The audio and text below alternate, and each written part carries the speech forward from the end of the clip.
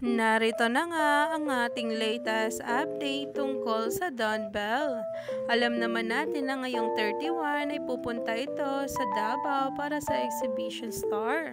Umani nga agad ito ng samot-saring komento sa social media, lalo pa nga't naroon din daw itong si Bell. Kung saan magiging cheerleader na naman ni Donnie Pangilinan at magbibigay inspirasyon para manalo.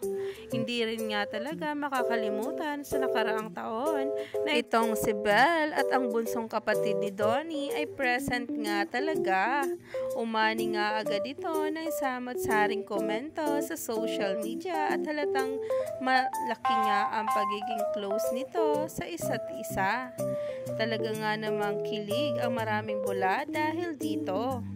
Narito na nga ang video na binahagi sa atin sa social media kung saan ang team ni Donnie ay nag-iensayo na nga at talaga nga namang umani pa ng samot-saring komento.